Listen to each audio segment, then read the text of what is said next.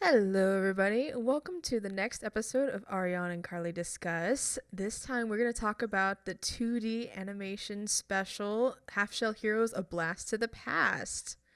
This is the first one of many of the requests that we're doing for the hiatus, and we are ready to go ahead and tackle it. Karley, would you like to do the summary? I'm still freaking out. Okay. It was just that good of an episode, you guys. It was just Oh yeah, that was that good this. of an That is episode. why I'm freaking out. That's why. Just nothing to do with school or anxiety. Just this episode was phenom.com. All right, let's get started before I really do lose it.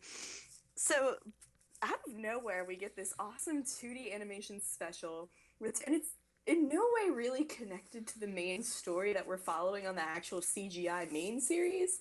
It's just a nice little spin-off. We got the turtles, and Donnie's invented like this giant tank, spaceship, rocket jet, apparently time traveling device, and he's keeping it under wraps. He doesn't tell the other guys. And while this is all going on in Donnie's little side life, because he's got like this whole technology, I'm building cool stuff side life.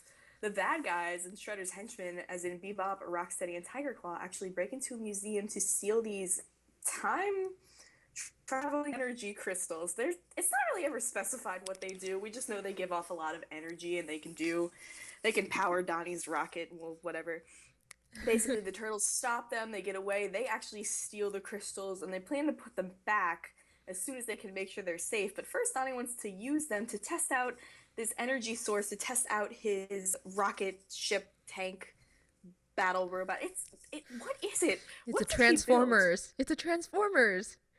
It's a robot in disguise. It's everything. Donnie is Transformer. Basically, on this test run, Bebop and Rocksteady actually hitch a ride secretly while they're testing out the jet, and the power of the crystal actually sends them back to prehistoric times in the late Cretaceous period. And the turtles are like, oh my god, we have to explore. Like, this is so cool. Leo's like, this is a bad idea. We should go home. Let's get out of here while we can. Shenanigans ensues. A 10-minute exploration turns into we're trapped here, things are going wrong. We even find the Triceratons back in this period. Crazy stuff happens.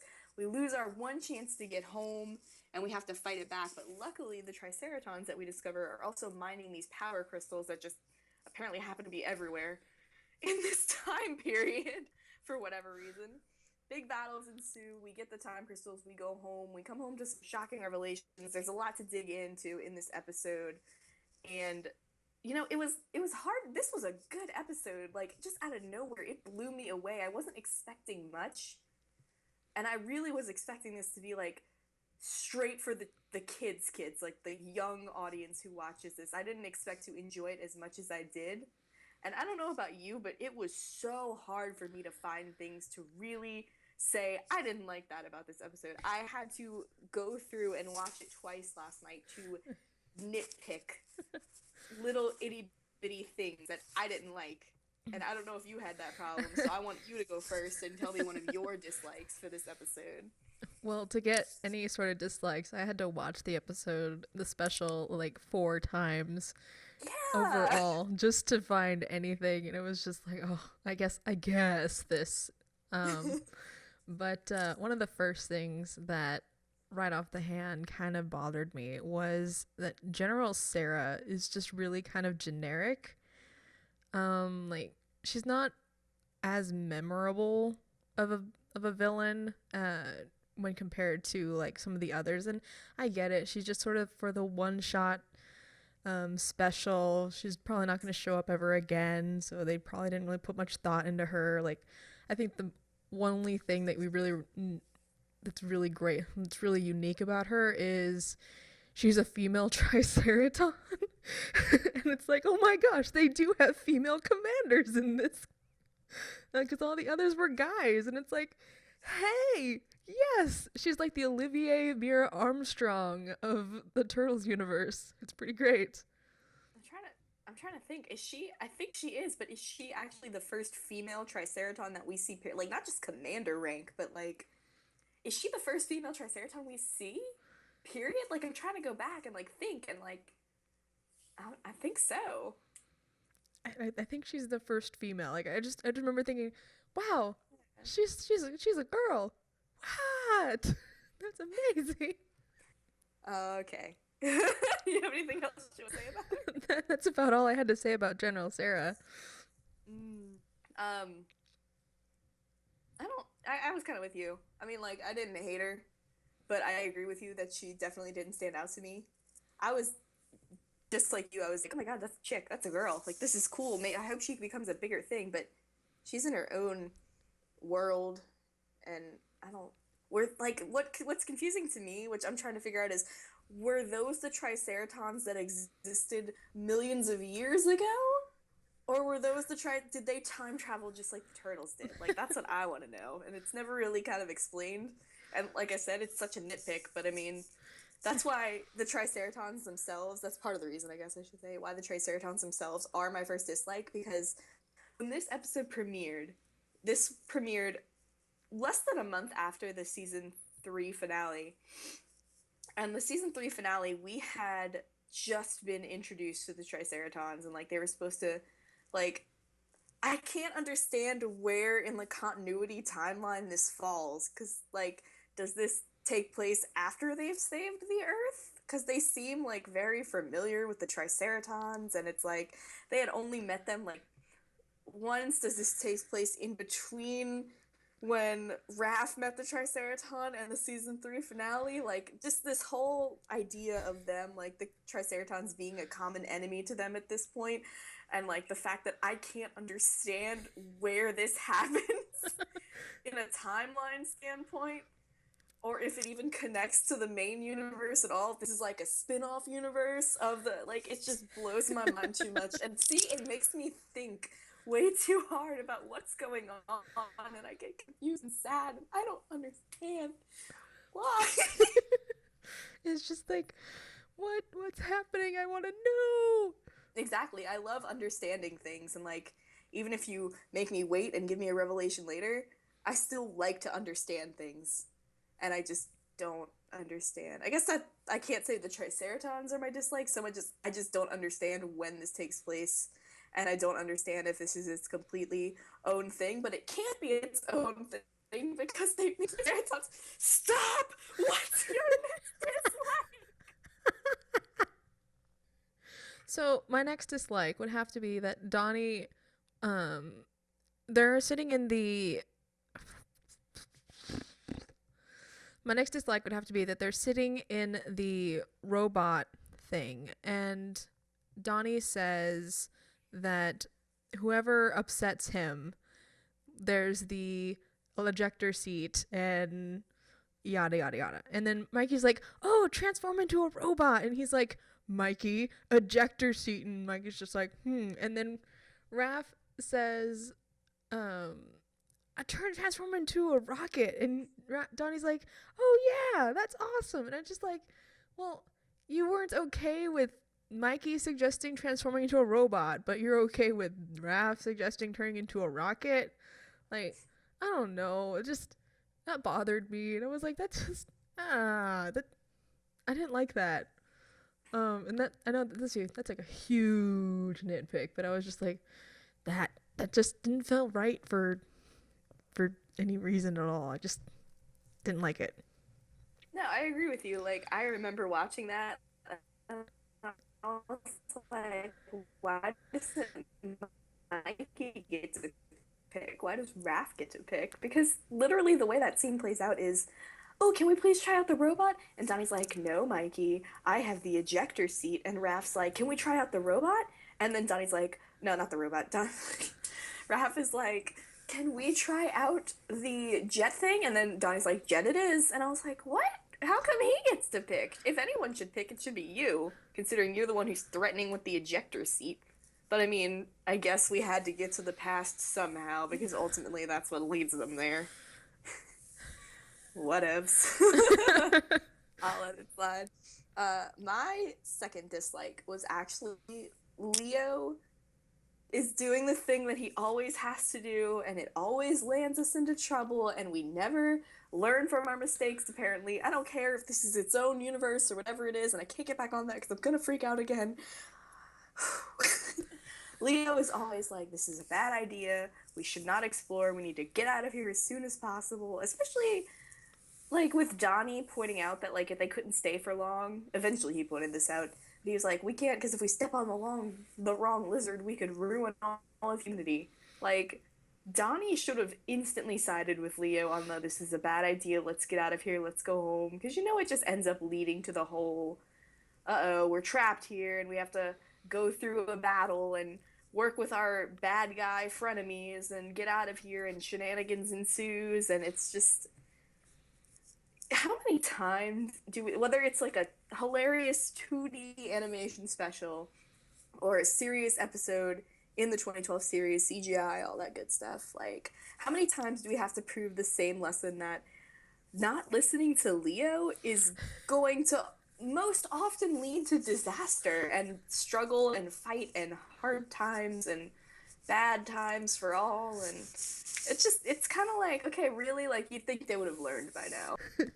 Well, part of me is like, maybe Donnie was like, but dinosaurs! I can look at all the dinosaurs!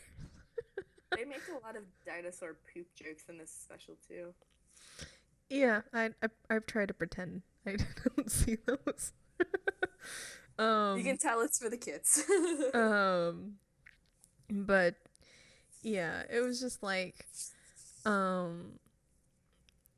yeah, I agree. The whole not listening to Leo thing was just kind of like, oh, typical 2012 fashion.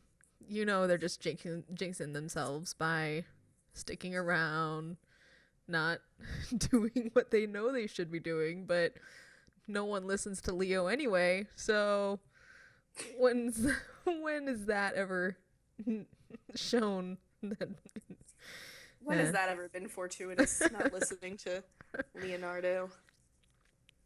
But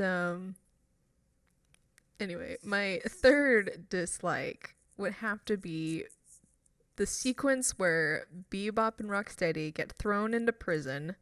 They break out within seconds just to get captured again by the Triceratons. And I'm just like, well, that just seems kind of pointless. You just spent like all this time and energy like animating this really, really, like, albeit funny scene, but plot-wise, it did nothing to have Bebop and Rocksteady break out with using the little shuriken to bust the wires and for them to run through, like, a la old Mario style.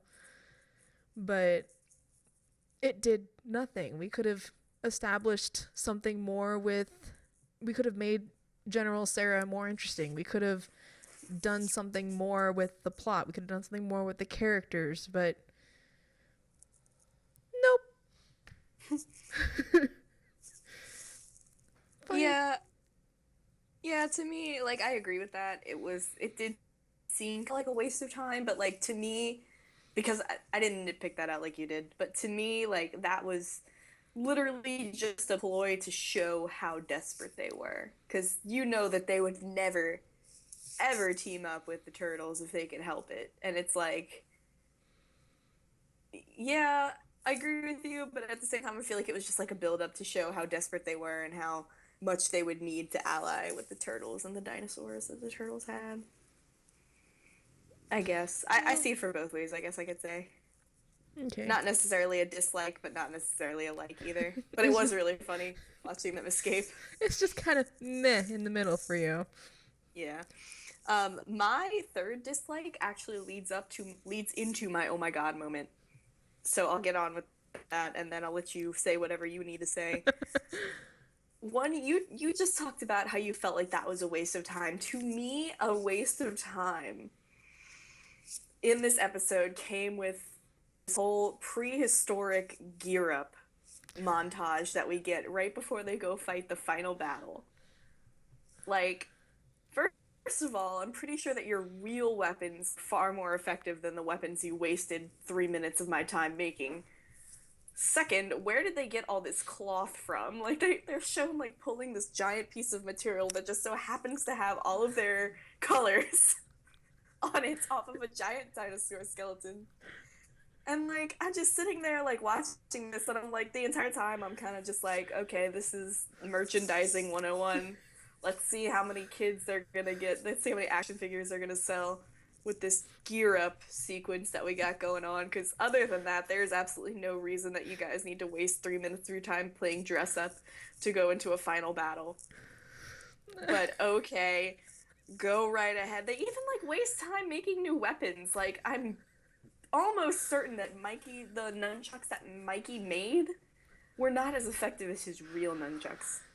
They even waste time making masks for their dinosaurs. Like, and you can argue that it's like it's literally made for children, and I agree with that. But at the same time, like my sensible 22-year-old self is just sitting there watching this, like this is how they're going to try to sell action figures. That is the only reason this gear up montage exists. Because I don't even want to pretend to know how long it took Leo to carve out of rock those swords that he made. or Raph with his like stone sai or anything. I know, and if that is not the definition of a nitpick, I don't know what is. You know, the only thing I could think of whenever I saw them like yanking on the cloth was like the Flintstones. like like the Flintstones, like we left it there for them. Like I was just like, oh cool, like Turtles and Flintstones crossover. Same universe. I mean, they've crossed over with the Ghostbusters. They've crossed over with Batman. Why not? Like I just half expected like Fred Flintstone to show up with like Dino or something. I just want to know where that cloth came from. It was like randomly on dinosaur bones, and I was just like, where? Did it fall off the rocket? And I like went back and looked, and I didn't think it did, and I was just like, what? But the as far as the dinosaurs getting cloth and stuff, I was like, okay, well, I guess they're trying to like armor them up and everything. So I was like, okay, that's fine. But yes, I agree with you. Them making new weapons for themselves out of stone and Donnie just getting a new stick with a leaf was just like, what? Why? Hey kids, buy the Raphael prehistoric action figure stone sai sold separately. But you can't use the real sai with the prehistoric Raph, because that would just be wrong. Because in the show he has stone sai. So buy the rock sai. See, I don't know. But yeah, that was pretty funny. That's why you literally just pointed out my oh my god moment though. My oh my god moment, because it was so funny, was we see Leo's got these rock swords, Raph has rock sai. I don't even remember what Mikey's nunchucks were made of. Sticks and something. Bones. Sticks and bones. And then Tony just lifts up a stick and looks at it like, is this really an upgrade? And I just sat there. I was Donnie in that moment. But at the same time, I was laughing so hard when like everybody's got cool prehistoric weapons and Donnie's just got a stick. He's like, oh yeah, prehistoric for the win, a stick with a leaf. Only his bow staff's only upgrade was instead of a blade coming out the end, he's got a leaf on it. God bless. Oh man. But I thought that was pretty hilarious. But my oh my god moment was the Robo-Mech fighting the T-Rexes. Mainly because of the way it ended, with the T-Rexes like making these little whimpering like noises. Like I was just sitting there like, I did not know T-Rexes could make that noise. I would never have pictured that sound coming out of one of the most menacing dinosaurs ever known to man. You know, it's just like, I didn't understand. I was like, what? That really? I just. Oh my god. But I did enjoy that. It was the laser that scared the last one off and everything. But it was just a crazy, out of nowhere noise. And I was just like, what? Yeah, they were kind of like dogs. It's If I had to describe them, like, I'd be like little puppies. like pet the Puppies. T-Rex. Puppysaurus Rex. I mean, they really, like, the one that Donnie gets is, like, his dinosaur pet is, like, a dog, essentially. It's like, Yeah, it was a dog, I'm telling you. I, I have been trying to prove for years, and the scientific community has just laughed at me, but I swear, for years I was trying to tell them that dogs were descended from Tyrannosaurus Rexes, and they just didn't even believe me. yeah, all those scientists that are saying chickens, no, it's dogs. Seriously. My struggle with preparing for this podcast was not finding the bad, was not finding the oh my god, but narrowing down, I should say, 3 things that I liked, because I would give this episode an A if I could. Like I said earlier, just out of nowhere, this special blew me away. It was awesome. But like my first like, and I know we have this one in like similarity wise, is just the 2D animation. That is the animation that I grew up with. That's what I'm used to seeing when I was the age that the kids who would be watching that one, like when I was their age, when I was this target audience's age, I guess I should say. That works. When I was their age, like that's the animation style I grew up with. That was what I would watch when I was their age. It's just like it was a blast to the past for me. And like that's a horrible way to use the episode title as a pun, but I mean like seriously, like I love 2D animation, and seeing that as something new, because you just don't see it anymore. So seeing it as something new was like super refreshing to me as someone who's supposed to be an adult at this point in her life and just refuses. They're trying to drag me into like this through this door that says adulthood, and I'm just like clawing at the ground, kicking and screaming, "No! 2D! 2D turtles!" Yes, I was so happy to see 2D animation. Like, don't get me wrong, 3D animation can be really, really pretty, but there's just something about 2D animation that's near and dear to my heart. I'm just like, oh. The nostalgia, bro. You know? The next thing that I really liked, and I know that we have this in common too, was the comedy.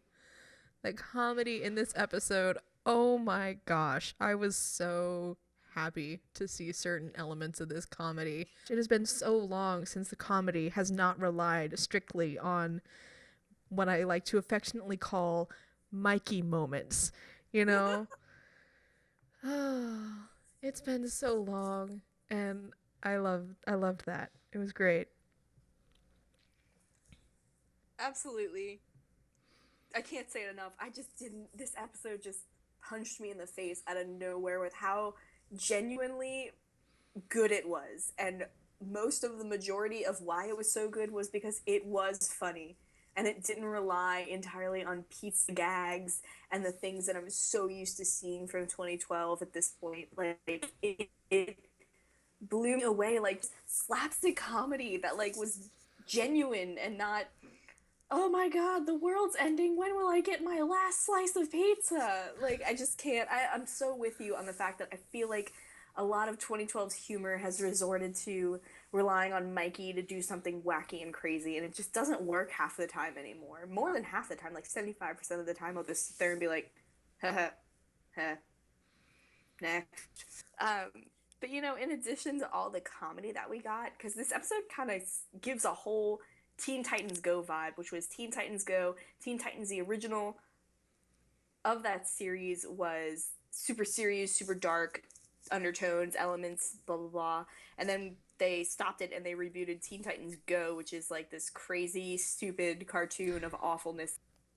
I will admit to everyone watching this and to the entire world, I hate Teen Titans Go. I think it's dumb. I think what they had originally was beautiful, and I was kind of worried when I saw that that Ninja Turtles was doing something like that, even though they're gonna keep the serious series going for now.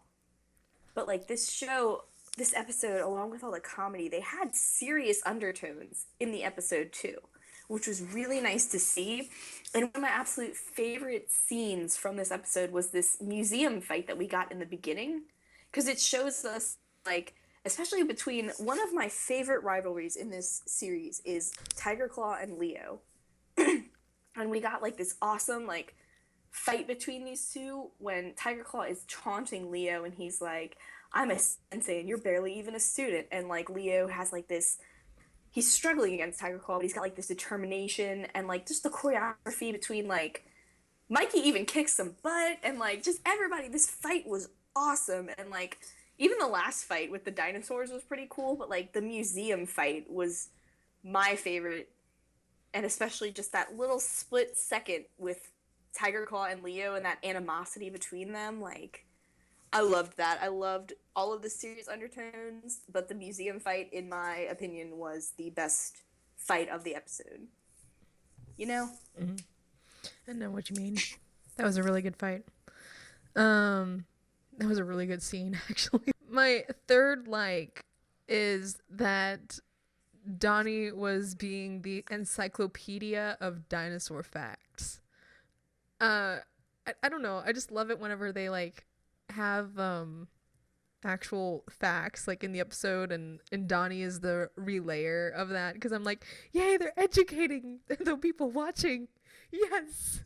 Yes. Question. Mm-hmm. So you hate environmental episodes, but you like educational episodes? It's the way the message is portrayed. It's not what you say, it's how you say it. Touché, madam. Great. Now everyone's gonna think I'm a hypocrite. I can't handle it. Oh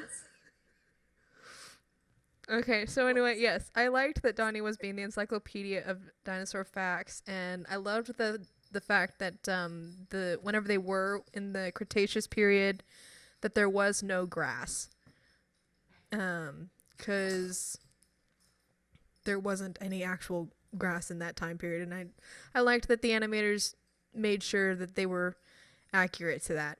I don't know if the turnip was accurate, but hey, you know, creative comic opportunity there. But I was pretty pleased. Do you have a favorite dinosaur fact that Donnie taught us? Oh, so many different ones. I guess probably the T-Rex one because Jurassic Park. Oh.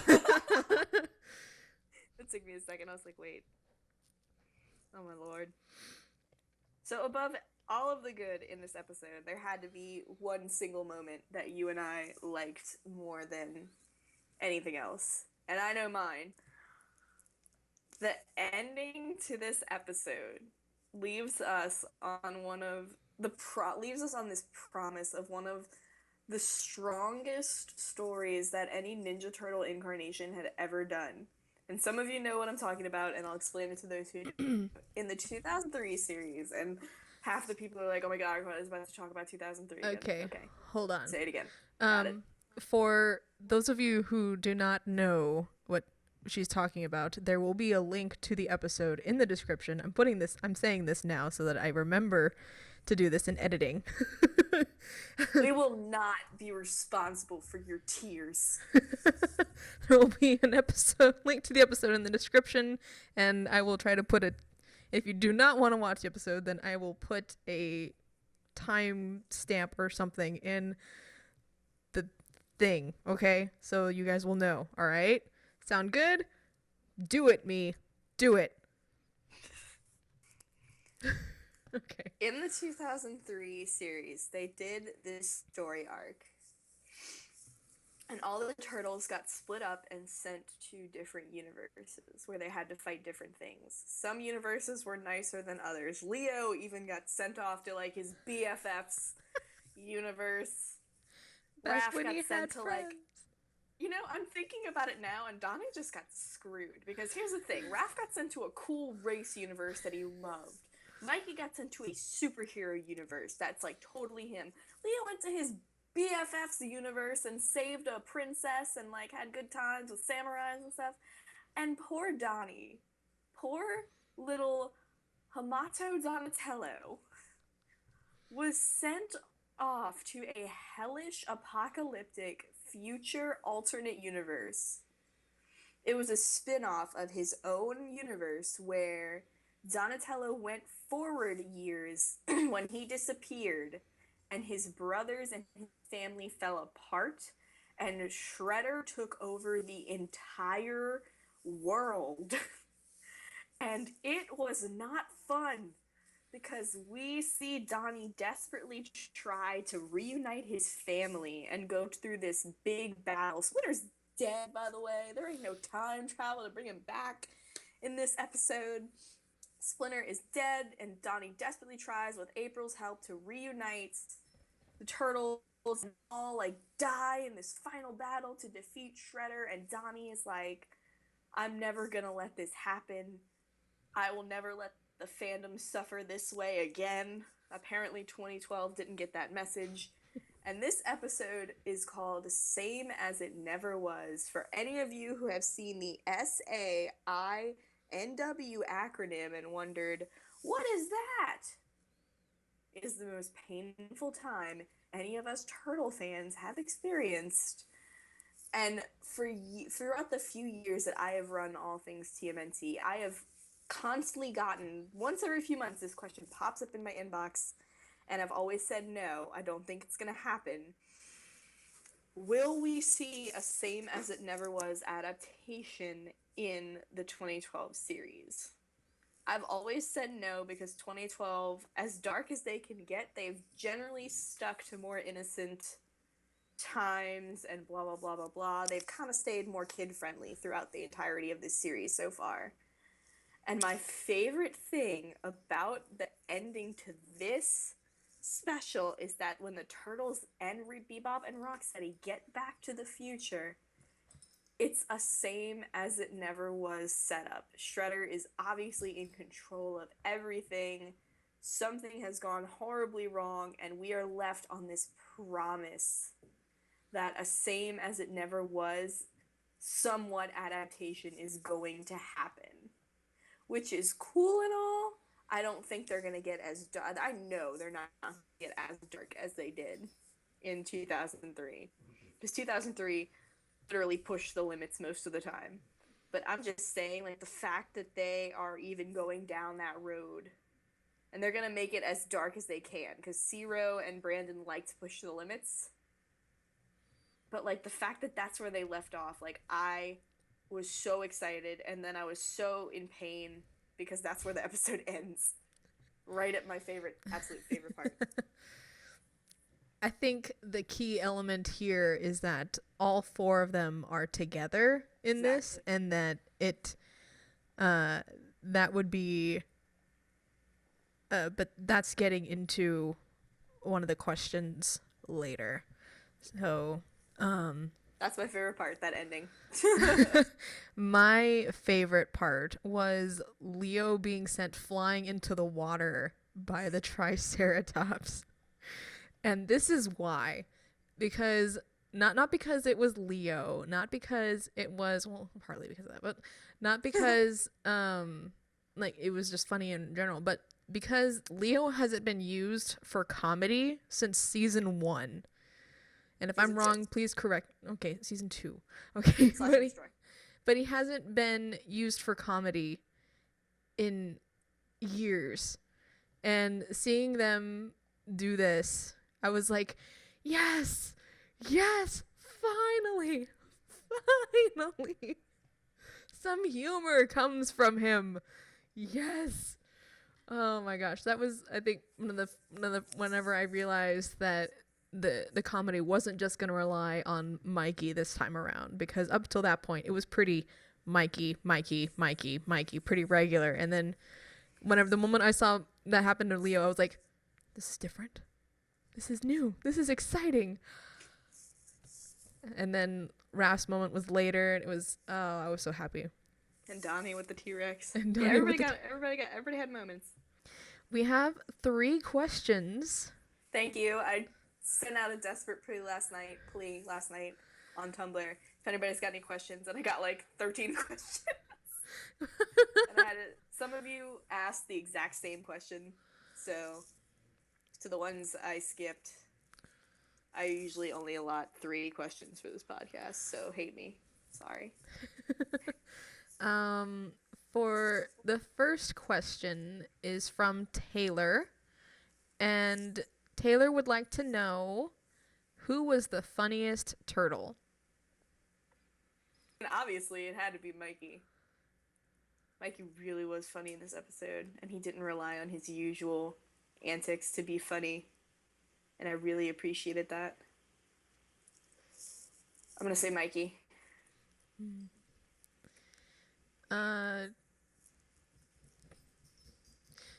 To be different, I will say Leo, because I was really, really happy with that Leo comedic moment, because I was like, oh, it's been so long. It's been so long. I just can't stop thinking about that moment in the cave with Mikey and Donnie. And Leo's like, you let us into like half of a cave. What did you do, Mikey? And Mikey's like, it's a 2-step plan, Leo. He just like pulls out pizza and he's like, go to him, make peace. I was just like, what? Nothing can resist the maple syrup. Maple syrup, pepperoni, and peppermint sprinkles. And then Raph's like, can I have the shell razor and stealth bike? When you're dead. Like, God, this episode was too funny. Anyway. Mikey, for sure. So thank you, Taylor. Next up, we have a question from Sarah. And Sarah would like to know, what do you think will happen next? So what I think will happen next, and I kind of started talking about this earlier, is because all 4 of them left together, and that's when this same as it never was type of thing happened. And Shredder took over, and we're going to find, but it's not going to be as bad or as emotional as it was in 2003, because they're together. They weren't separated. Not one of them went away, and they didn't fall apart like that. I'm feeling Shredder or Splinter might be like, you're alive, or you're back, or haha, I don't know, but that's what I'm thinking. That raised so many questions. So like, did they ever really exist? Ooh. I agree with you. It's not going to be as dark, and you guys can disagree with me all you want, and you can say, you told us it wasn't going to happen. I said it might not happen. I never said it wasn't going to happen. And the fact that I think something like it will happen, but like Ariane said, there's no way they'll get this dark. Because like 2003, if I remember correctly, did get in a little trouble for that episode. Because at the heart of it all, it is a kid show.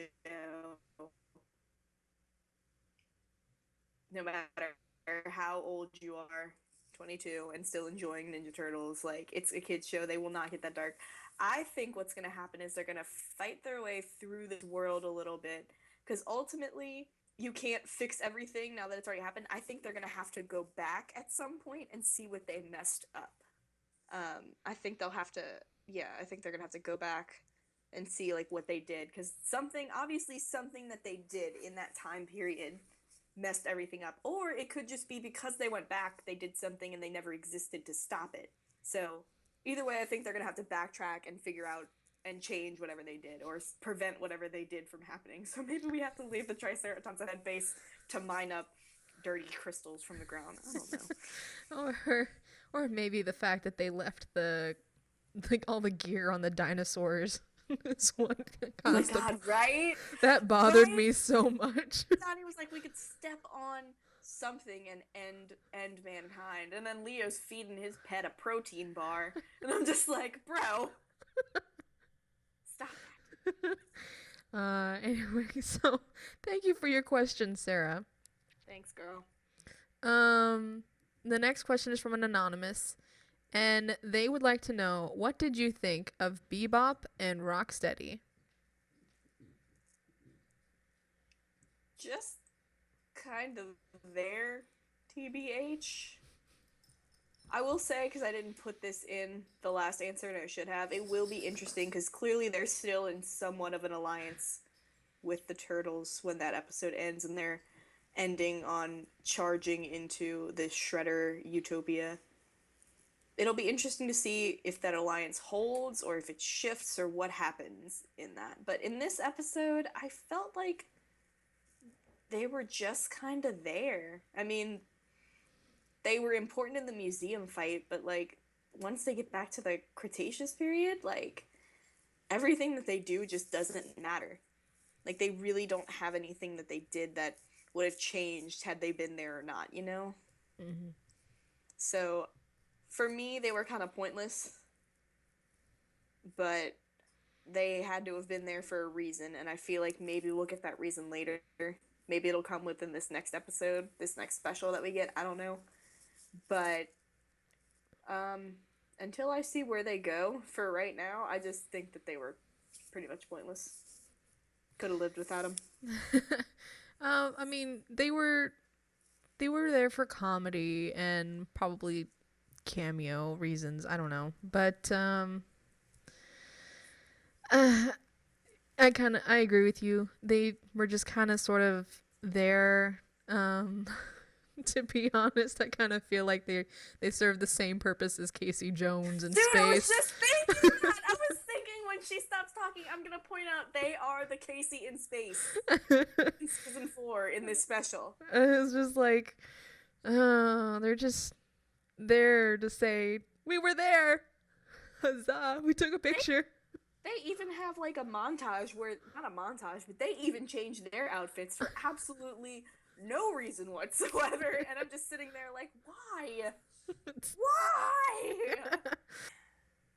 I guess if you have to bring villains to the past with you for whatever reason, I guess it should have been them. It would have been interesting to see Fishface and Razar go back with them, because I mean that's Mikey and Raph's rivals, and Bebop and Rocksteady really don't fit with any of the turtles. Like, it would have been very interesting to see, like, okay, the dynamic would have been very different. Say Tiger Claw or Fish Face or Razar um Baxter Fly. or Baxter had gone back, you know? Like the dynamic would have been so much more different because they actually have like a history with these guys, and Bebop and Rocksteady kind of don't. But, you know, who knows? We'll find out. Yeah. I love Bebop and Rocksteady in the show, but in this episode they just came off as pointless. So, there's your answer, Anon. Well, Thank you for your question. I guess we're about done here. I just can't stress enough, like, this special just blew me out of the water. It was so good, and it was so random. As of where we're going next, I honestly have no idea. They haven't really said anything, if there even is going to be an episode after this one, but I'm sure there has to be, because you can't end on something like that. But with the fact that the writers are so into, I think they're working on season 5 right now, actually.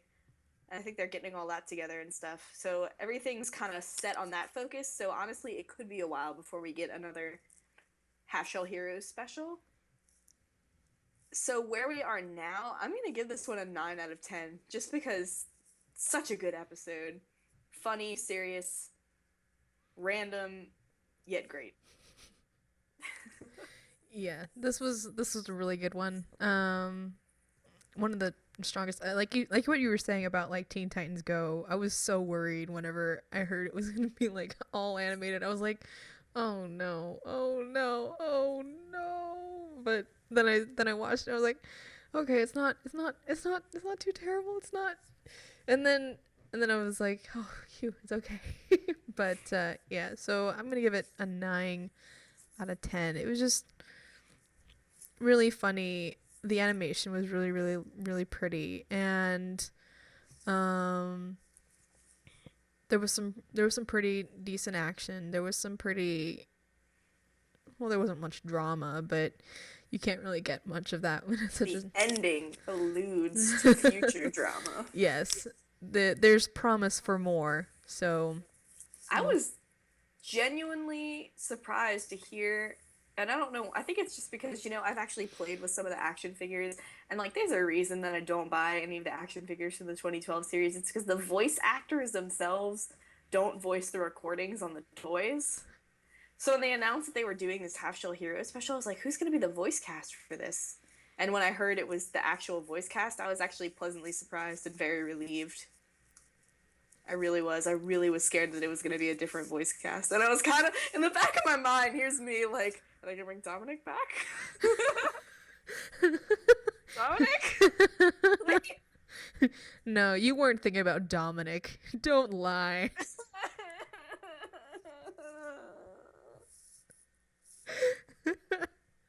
I'm Carly. I run all things TMNT. And I'm Ariane, and we will see you guys in the next episode. Bye.